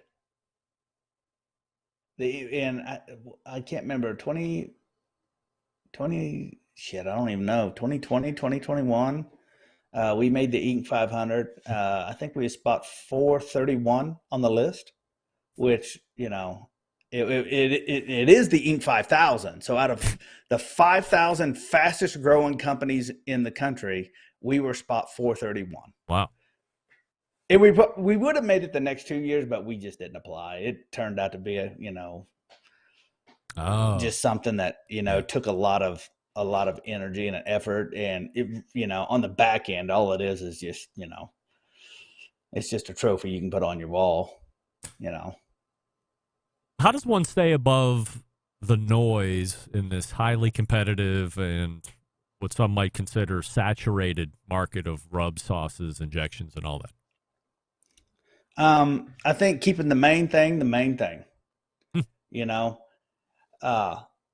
for us, we are 100% customer driven, and satisfaction to our customers is the top on our list. And we don't ever, if somebody's upset, we want to make sure we handle that in a way that is, orders get lost, orders get, messed up, but we try to put systems and processes in place to keep this kind of stuff from happening. But inevitably, shit happens. Yep. Right. So we just want to make sure if we do encounter somebody that's unhappy, we go above and beyond. We always like to over deliver to the customer. I would rather somebody say, "Oh my gosh, I did not expect this," or I couldn't believe they did that, rather than somebody say, they're just like any other company. They'll just, take your money and, good luck on the back end. And we like to focus on not only the customer on the front side, but on the back side as well. You selling Bill Purvis your Jambo Pit? No. No? I'm keeping track I'm keeping track of YouTube chats here, and somebody's saying Kosmo's selling me his El Rey, and then somebody else is saying Kosmo's selling me his Jambo. I'm waiting for somebody to say Kosmo just sold me Kosmo's Q, so always love to see what's going. Quickly vet it here since I got the man right in front of me. Bill, he cracks me up, man. So you can find Kosmo's Q again over at cosmosq.com, of course. And Kosmo, I love hanging out with you. Would rather do this a little bit more frequently than having half a year elapse before we do it again. So that's on me to make that happen as long as you have the time. But great insight as always. Appreciate the time and continued success, man. You're killing it. Thank you, brother. I sure do appreciate you. You got it. There he is, Kosmo, right there. Again, cosmosq.com, but you already know that. We're waiting for Ray Pepiat from Oklahoma Joe to drop in, and we'll get to him here in just a second. But what do we love about ceramic cookers? We love that they are fuel efficient. We love that you can achieve low and slow temperatures for traditional barbecue meats. We love that you can get rip-roaring hot for high-temperature grilling of steaks and other thin cuts, but what's missing in the everyday lineup of ceramic cookers? The real ability to do true two-zone cook. Two-zone cooking is very important to both professional and backyard cooks alike. It's the best way to manage a fire and cook with confidence. However, getting a two-zone fire in a round ceramic cooker is not very realistic. Why? Because it's round. Enter Primo Grill, the game-changing oval design. This shape gives you the ability to execute a two-zone setup that you desire. It also gives you the other ceramic grill benefits as well. When you break it down, there's more than 60 different ways to configure the Primo cooker, so you're only limited by your culinary imagination. And yes, they have the accessories because you love the accessories. Primo Grill Primo Grill rotisserie, the Primo Grill pizza accessory, a whole bunch of other stuff that's going on.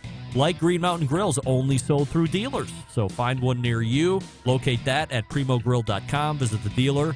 Find the size oval that best fits your needs, and away you go. Here's the bottom line. Best ceramics in the biz? Yes. Patented technology? Yes. True two-zone cooking capabilities? I'm just talking about that, of course. Multiple size ovals? Yes. Go on over to primogrill.com. Find the one that best fits you, and away you go. That's primogrill.com, and follow them on Facebook and Instagram. And maybe, just maybe, I run into Nick Bauer in person for the second time at HPB Expo in Louisville. All right, we will chase Ray Pepiat from Oklahoma Joe's, and we'll see if he's back when we get back, so stick around. You're listening to the Barbecue Central Show.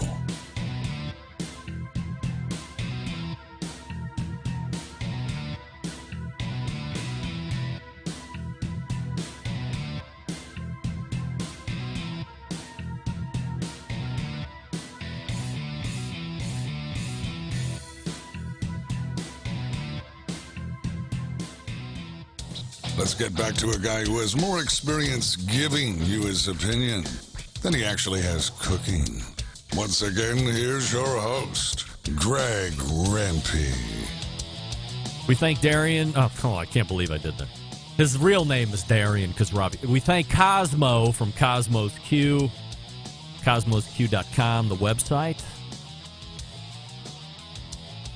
If you're not familiar, you're just getting into the live fire industry. You're not familiar with those rubs. Some of the best, most popular ones out there, both in the backyards and on competitions.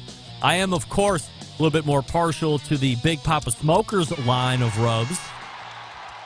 That's just my personal flavor, but I have tried Kosmo's rubs and sauces and marinades, the soaks back in the day.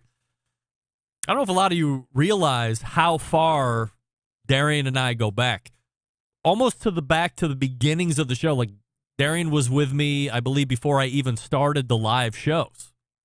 So he was an advertiser when it was just a podcast, I believe. If it wasn't that, I think it was. So we go way back, probably well over 10 years, 11 years. So great to see the business that he's doing, and so happy that he can stop by and play a little catch up there. Gang, I don't remember the last time there was this much new stuff getting released into the live fire market this early in the year. Next Grill, Solo, Blackstone, Traeger, Gosney, and my next guests have all brought new things to market recently. Last year, we talked about the Ryder DLX pellet cooker, and we also talked about the Charbroil Edge, all a part of the same parent company, W.C. Bradley. But tonight, we are learning about the latest cooker from Oklahoma Joe, the Marshall, and here to talk about it is the Director of Product Management for Oklahoma Joe, first-timer Ray Pepiat joins me. Hey, Ray. How you doing? Let me try it again. Good, Ray. Sorry about that. I hit the wrong button. You were looking a lot like Kosmo there from last segment, but now we got the right picture up here. Appreciate you taking the time to join me here this evening, Ray. So before we get going on the Marshall, let's get to know you a little bit of background professionally, and eventually how you marry up with Oklahoma Joe. Yeah, I joined the company not too long ago in September. It's been outstanding. I mean, what a great company to join.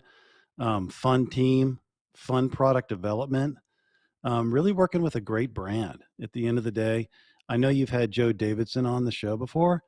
We talked to him just the other day. I mean, what a great guy. And, the way he built the company on a solid product that really delivers on real smoke flavor. And that's really what we do when we develop product. We really want to deliver on that real smoke flavor and just let people get that smoking success. Can you imagine being a younger Oklahoma Joe back in the day and getting into your barn, welding 20 or 30 barrel smokers, taking them to the Oklahoma State Fair, where the hell he took them to, selling them all right off the floor, as it were, and then also having an order for 200 more, and now you got to figure out what to do. Can you imagine that success? I feel like I did it the hard way.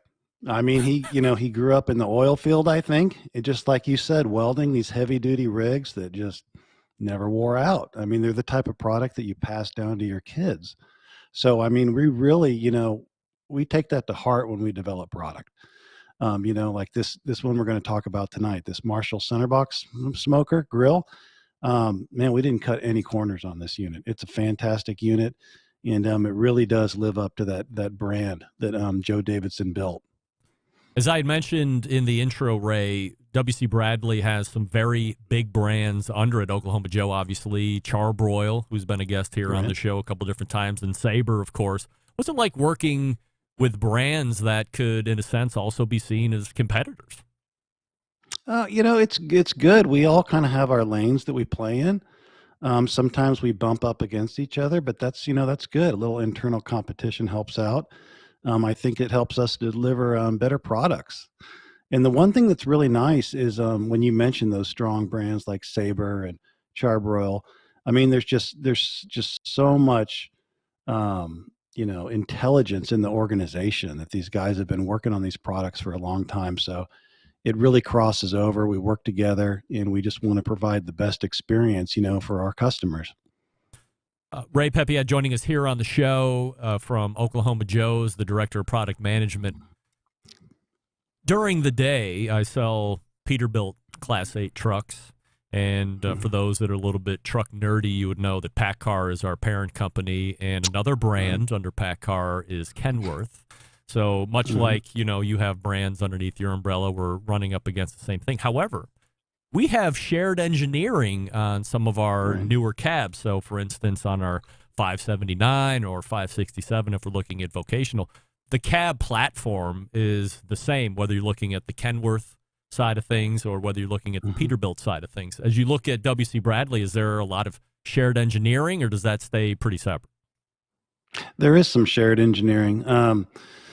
A lot of it works together. Like I said, there's a lot of guys that are just experts in, thermodynamics. That we're able to tap into each other's side. But we really try to focus on Oklahoma Joe's on our side in our little world. And we have a lot of fun. I mean, we cook a lot of food. We try these products. We work on these products. We try to get out there and see what the customers are doing. We just did a lot of research in the field, and the customers are great. They'll give you honest feedback. If something works, if something doesn't. Hey, I need more shelf space. Why do you do this? Why don't you think of this? So it's just great getting out and really getting that feedback from the end users. The Marshall is the topic this evening, Ray. So how long has this one been in the works? It's new. It's new to the market. It's been in the works a little while. It's an outstanding unit. We just really did launch it this year into the marketplace. What's neat about it is it's a smoker and a grill. So it's the best of both worlds. I mean, at the end of the day. And I mean, you could buy this unit just to sit in your backyard or on your patio. It looks so good. I mean, it really is a nice looking unit. It's got that central, mounted firebox underneath the unit. So it sits down below. It's nice and compact. It's not like a traditional offset, which works very well. But, this just gives you more flexibility. It gives you just great even heat and even smoke flavor. Just right. The heat comes straight up from the bottom of the unit. It's just simple to use, and it's a big unit too. I mean, there's a lot of square inch on the cooking grates. Thick, heavy duty cast iron in there, holds in that heat, helps you with the sear. So man, you can go to town on it. You can grill, or if you want to go for a long smoke, you can do it. Easy control those dampers and open up the dual smokestacks, 2 temperature gauges. I mean, it is fully loaded. Aesthetically, to me, the cooking chamber has a lot of similarity to how the Rider DLX looks like in my back patio right now. But to me, what makes this unit unique, and as you alluded to it a couple minutes ago, is that center firebox. So why do you go with this style? Is it a clamoring in the market, or did just somebody just have a harebrained idea and you decide to make it come to life? You know, it's funny. Joe Davidson actually even worked on a unit like this. He said back in the day, but there's a lot of people that don't have the space for a traditional offset, and an offset smoker works great, but it does pull the heat across the barrel. And this, we just literally put the firebox right underneath the unit so that the heat comes just even straight up from the bottom. It's just even heat and even smoke, and then you can just control it with the dual stacks, and it's just very simple to use. And then if you want to grill, I mean, it's great. It has an adjustable charcoal rack inside, so you can raise and lower it, and just simple to use, easy to clean up. It's fun. I assume the marketing department wants to figure out a target customer for this particular cooker. In your estimation, who do you think your target is? Yeah, we really think it's somebody that that enjoys, cooking outside. Somebody that we call it, somebody that's kind of wants to dabble in it, and spend some time. You still have to, manage the heat source a little bit, but it's very easy to do. It's not like the heat's going to get really hot on you and then lower on you. So you can keep a really even heat flow, good airflow control as well too. And it's just easy to use, in the sense that you can also grill on it. So you're not just limited to just smoking. So really that, customer that kind of wants the best of both worlds.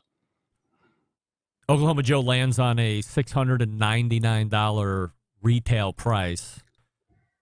The longer I'm in this industry, I'm trying to figure out, or I'm learning that sometimes there's companies that are building things to a certain degree, but then they have to stop at a certain point because they also want to meet a price point. Like that never used to even cross my mind as I was just getting into this. And especially when you're talking to some of the more elite manufacturers out there for those offsets and some of the other things. So why $699? It's where the product kind of just priced out at.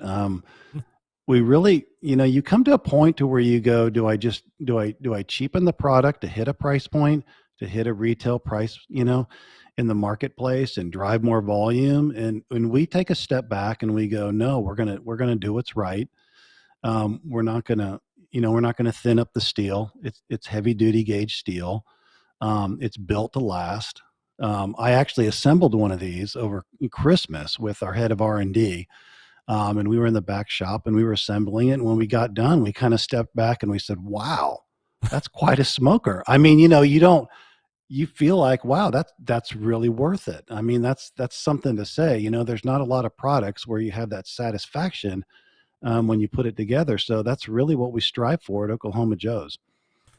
Some of the other center box units that come to mind are more known as water cookers, let's say. So a full water pan is above the firebox itself. Mm-hmm. There are some other units that are open like yours, like M Grill comes to mind. But was there any talk about putting a heat sink in between or no? It has a nice deflector inside, which just really manages the heat flow and makes it very even. If you want to put a water pan in there, that's fine. I mean, that's, you can kind of customize it to do whatever you want. That's kind of what cooking's all about, right? I mean, some guys like to wrap in foil, some like beach paper. You ask them, they'll give you 10 different ways to Sunday. Or 7 different ways to Sunday, excuse me. But anyway, yeah, it's really a good unit. It's just designed well. And, everybody that's used it, I mean, we just got some reviews the other day on it and the guy said, love it. Just easy to control the temp. So it really maintains an even temperature. And, really solid, I think was the description he used. Ray Pepiat joining us here on the show talking about the new Marshall cooker. On the website, at least yesterday night when I was finishing the prep here for the segment, it said currently out of stock. So are there any more coming in soon? Oh yeah. Yeah. we're rolling this to retail right now, and we're working to extend the distribution. It's also sold on OklahomaJoes.com, of course. We just want to make it easily accessible to anybody that wants to use it too, and we really want them to have a great experience when they step into it. Last year, there were some OEMs that brought, let's call them hybrid cookers to the game. For example, Camp Chef had a pellet cooker, but then there was this additional drawer that you could drop wood chunks or charcoal briquettes in to get a little bit more smoke flavor onto the food. Pits and Spits has an actual offset cooker on one side, and then they also have a pellet hopper on the other side with a conjoined cooking chamber. Is Oklahoma Joe considering getting into the hybrid or multi-cooker potential segment that might be burgeoning here in 2023? Well, we have everything, right? We have grills that work great. We have a kettle grill. We've got the Judge, which is a traditional grill. We do have pellet. The riders are, work really awesome. Guys really speak highly of them. If you really want the true wood smoke flavor, you need that hardwood, right? And you're going to get that from an offset or like a center box smoker. Of course you can use, charcoal for a fuel, but there's nothing like adding in a few lump chunks of wood that really, bring out that flavor in the food. So, right now, I mean, we're always looking at really what's the best way to get there, because that's really what the brand stands for, is just delivering that real smoke flavor and just having that real smoking success when you use the product. When you're using the Marshall, do you use it more as a traditional barbecue pit or low and slow barbecue temperatures, or are you 50-50 between direct grilling and barbecue, or are you more of a griller? I've done both. I will say, I tend to, before I started with the company, I was a gas guy. I'll be real honest. It's very convenient. You go out there, you fire No it hate up. here, by the way. I'm a huge gas grill guy. People take a dump on gas grills, but I'm with you. I'm pretty happy with those. They do, and I'm pretty happy with mine too. And I think there's a place for it. But I got to say, after having the Marshall, it's not much of a hassle to go and fill up a chimney starter and get the charcoal rolling and dump it in there and throw some burgers on, and the flavor is just 1,000 times better. I mean, even my pellet, it takes a while to fire up, right? To get the auger going, to get the pellets going, to get it ignited and get it rolling. And it's just, I guess it's really, what do you want? I mean, at the end of the day, if you want that real good taste, that good smoky flavor, it's worth a few more minutes, I feel like. Have you always been in the live fire industry? No, I've been in the power tool industry, and some others as well too. But I got to say, this is just it's kind of been a dream come true. I mean, not many companies has an open courtyard in the middle of their building where you can go out and cook on products in the middle of the day. Whether it's your products, competitive products, new products from Charbroil, it's just outstanding. I mean, WC Bradley is an awesome company to work for. And it's just a really good culture. So I'm really enjoying it. When you look at the customers here compared to other lives of customers, have you ever seen a more fervent customer base than those of Live Fire? Oh, man. I mean, they are not shy, right? I mean, if you want to find out what the customer thinks, just jump on a Facebook group. And these guys, they are not quiet, right? Yep. They let you know if something's working, if something's not, why don't you do this? And they really like to mod their units. I mean, it's impressive how they get in there and they make tweaks, they adapt. One of the clubs that I'm in is the Bronco, which is our drum smoker. And it's just outstanding. I mean, those guys, they're very passionate, and man, it's fun to hear about it. And I've learned a lot just from being in the clubs myself. Can it be annoying or a little disheartening to see people take your baby, in essence, and then start modifying the crap out of it? Or if once they buy it, it's theirs and do what you want? No, not at all. I think it's neat. I mean, I think they don't, what's really neat about the group is they don't complain. If they don't like something, they make a solution for it. They improve it, they mod it. Some like to hold the smoke in.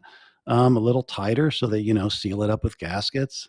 At the end of the day, you probably don't need to do that. But, if they feel like they get a better smoking session out of it, then more power to them. So that's what, we really want it to be, it's kind of your way. You can customize it. And we have some hood latches and different things to help guys get there as well too.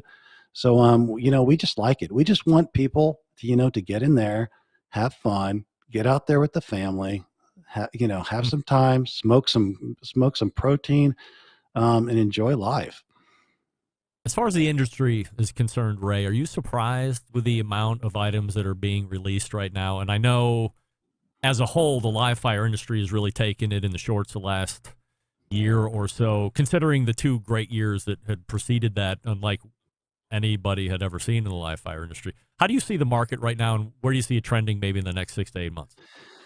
Yeah, it's a great question, Greg. I mean, it's definitely a tough year coming after the 2 years we had. We had a lot of people at home. They realized that eating at home was great, and there was some fun ways to do it. We see it picking up.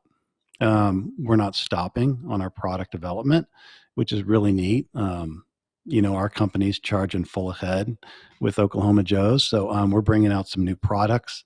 We're, continuously looking, to what do customers need and what do they want and how do, we help them get that better experience. So yeah, we're looking at connected products as well.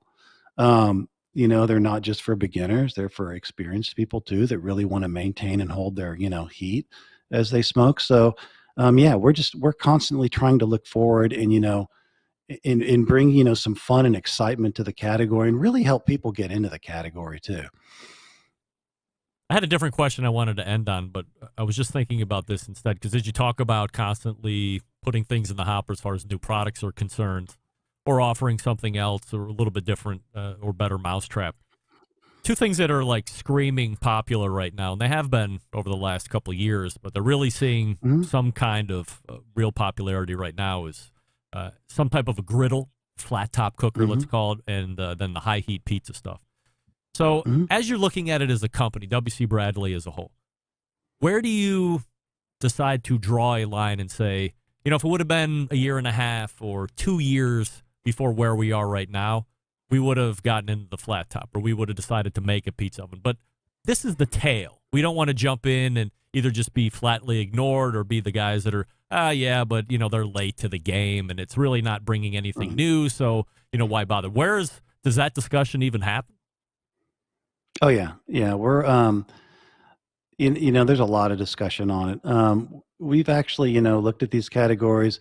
When we bring a product to market, we don't want to be a me too, right? We don't just want to be another griddle with another brand on it. For Oklahoma Joe's, it really has to, it has to use that hard wood and that charcoal and deliver that smoky, taste, flavor really. So, is that a griddle for Oklahoma Joe's? I don't know if we can, bring that to market and deliver that right now with the product. The charbroil side is doing some outstanding things in developments on griddle that I think will really shake the market up. So, I mean, there's a lot of things we're looking at. I can't get into too much detail now. I think charbroil was actually one of the first ones to bring out the griddle too. And I do have to say this, even on this Marshall center box, what's really neat is we developed like a griddle pan and a deep dish pan that, goes in very well with the unit. So it fits right in on the cooking grates. So you can have a griddle with your smoker. You don't have to buy a separate unit to do that. So, we try to bring that into our products and, have it to where people can customize them and, use them however they want to use them. Director of Product Management at Oklahoma Joe is Ray Pepiat, and the website, of course, oklahomajoes.com. Ray, really appreciate the time this evening, getting to know you, talking about the Marshall, continued success, and hopefully we can do it again soon. Yeah, thanks, Greg. You got it. That's Ray from Oklahoma Joe. Again, the website, oklahomajoes.com. If you go to the website and you look for the Marshall, at least last night, I didn't check here before we jumped on. Shame on me. They were out of stock, but as he said, Oklahoma Joe's has them on sale as well over on their website. So Go ahead and take a look, see what they got, and if they have one for sale, you're in the market for center box, which is always interesting to me, then you might want to pick one up while you can get your hands on one, and let me know how it is. Why not? Absolutely. So thanks to Ray. Great first-time guest, great first-time appearance there. Background on him and what he's doing as far as product development over at Oklahoma Joe's. And I'm becoming a more and more of a fan. Absolutely. Love the Ryder DLX pellet grills that I got. Really intrigued on the Charbroil Edge full-size electric, which I continue to maintain is going to be one of the big market explosions in 2023, full-size electric grills. We'll see how that pans out. Head on over to BigPapaSmokers.com right now and see what they have for sale.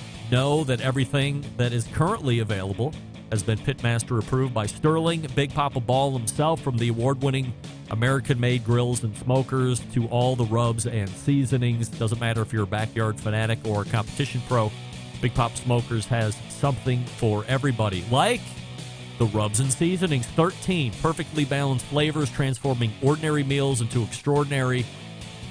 If you're looking to impress judges or friends, it will do both and do it well. Also, owner of Granny's Barbecue Sauce. So if you're looking for a new go-to sauce that will please everybody, Granny's, traditionally a powerful flavor, reminds us of why we fell in love with barbecue in the first place. And yes, I did mention cookers. If you're looking for a versatile smoker that's easy to use, check out that Mac 2-Star General Pellet Cooker, Big Papa Smokers, the exclusive Mac dealer, even offering special packages. If you don't know what grill you need, call them. Ask questions. They'll steer you in the right direction. 877-828-0727. That's 877-828-0727. Or shop the website, BigPapaSmokers.com. That's BIGPOPPA Smokers.com. We are back to wrap it up right after this. Stick around. We'll be right back. You're listening to the Barbecue Central Show.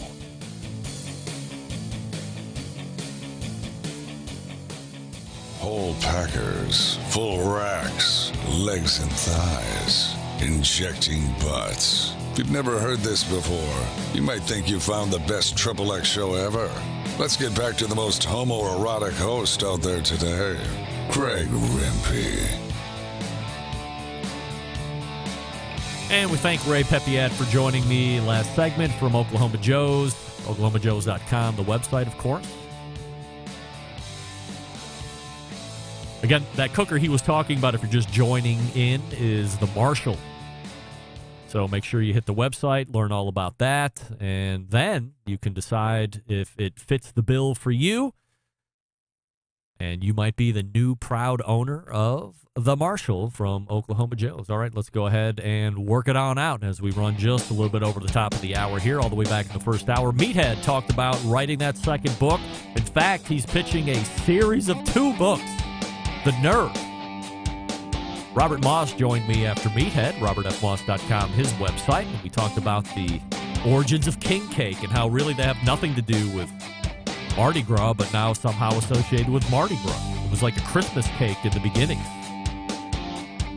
Second hour, Kosmo from Cosmo's Q joined us. Great segment with him. Always appreciate his insight on business and the live fire industry. And of course, we closed it up with Ray Pepiat from Oklahoma Joe's, the director of product management out there, OklahomaJoes.com, talking about the new Marshall cooker, which is very intriguing.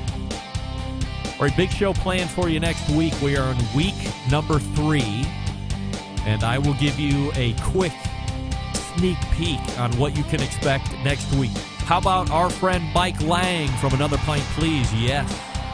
The return of who? Barbecue Bible author himself, Stephen Reichland. And in the second hour, Susie Bullock, just to name a few. We'll fill it out as the week rolls on here. So how do I always leave you? September 11th, 2001. I will never forget.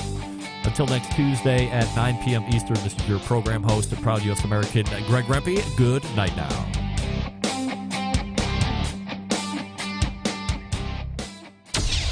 What's up? This is JM, host of the Celebrity Grill podcast on iTunes, and you're listening to the Barbecue Central Radio Network. All barbecue and grilling, all the time.